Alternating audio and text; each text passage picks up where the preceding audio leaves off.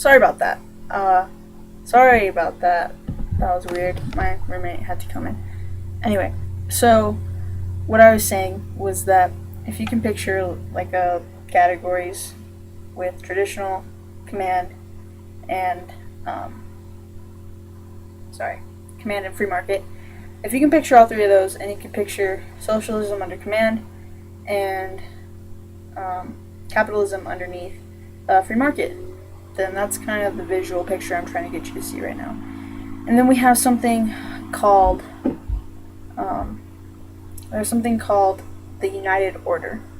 And now, because this is an American Foundation class, almost everything we talk about is going to have to do with the church and either the church's views on it or what general authorities have said about the topic. But no matter what, it's going to involve some kind of church, because we know that America is a holy land preserved for us and for the righteous, I should say, that the Americas are preserved for the righteousness of Zion.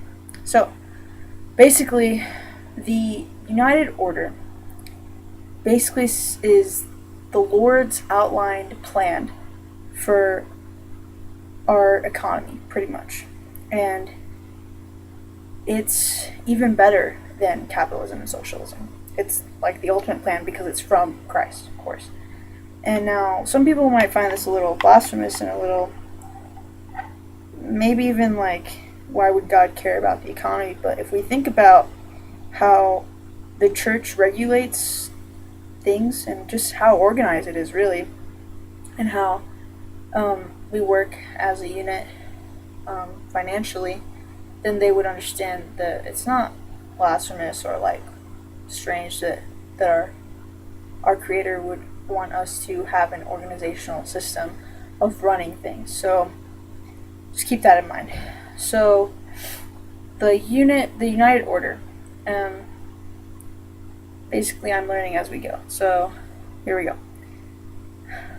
The principles upon which the United Order are based are found in the scriptures and are most connected to the efforts to establish Zion, which makes sense. Why would we pay tithing? I mean, we pay tithing just because it's a commandment, but the way that the tithing is regulated and distributed upon throughout the church, I should say, is for the effort of Zion. Our tithing goes to schools like this, to BYUs, it goes to missionary funds, and there's committees specifically created to facilitate the distribution of these tithes. And I know that for sure that there is actually, I think there's a committee called the Committee of Distribution, pretty sure, in the church. Could be wrong, don't quote me. But I'm pretty sure that's what it's called, and there's a whole set of people that are in charge of the funds, and the apostles are actually in charge of it as well. So the Quorum of the 12 and the First Presidency are actually, I believe, a part of that committee that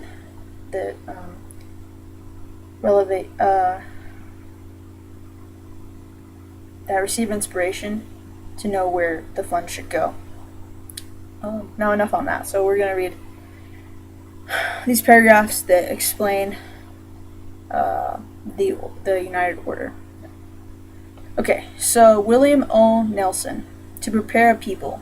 It's from the Ensign, January 1979, that is. 4 times during 1829, the Lord directed Joseph Smith to seek to bring forth and establish the cause of Zion. And then it has a long list of D&C references. I can read them to you if you want. I'm not sure if you want them or not, but here's a couple. D&C 6.6, D&C 11.6, D&C 12.6, and D&C 14.6. Strange, each verse is a 6. I don't know if that's coincidental or not. That's very interesting. Okay, so the vision of a modern Zion was not a fanatical utopian scheme, nor one of the contemporary communal experiments. The prophet's vision came by revelation, making him immediately familiar with the glory of Enoch's Zion. He sought for the saints of this dispensation to no, sorry, of this dispensation the same attribution which the Lord had given to the saints of Enoch's day.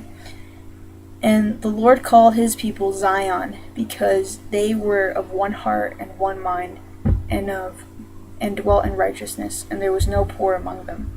And that's a reference to Moses 7:18, excuse me. And I don't know if you remember Enoch, but he was like really awesome and had like the best city ever.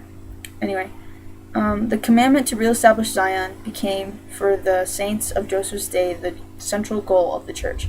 But it was a goal the church did not realize because its people were not fully prepared. Which is interesting that they should say that. So, in that first paragraph, we learn that the Lord wants us to work as one mind and one heart. And He wants us to dwell in righteousness and uplift one another. And the cool thing about that is that in a lot of ways it relates to socialism, in my mind at least. Socialism overall has a fairly good goal. They want everyone to be equal and everyone to live in a society with security, and they want everyone to have the same health care, the same equal rights to marriage, probably, to education. They want everyone to have the same things because they think every man is entitled to those things, which isn't a bad thing to want. The problem is that it can be difficult to attain. So that concludes this first session. Sorry we had to take a break. Sorry that's more than one clip. But the next session we will talk about the law and order of Zion. And so that was just basically an introduction. So, see you soon.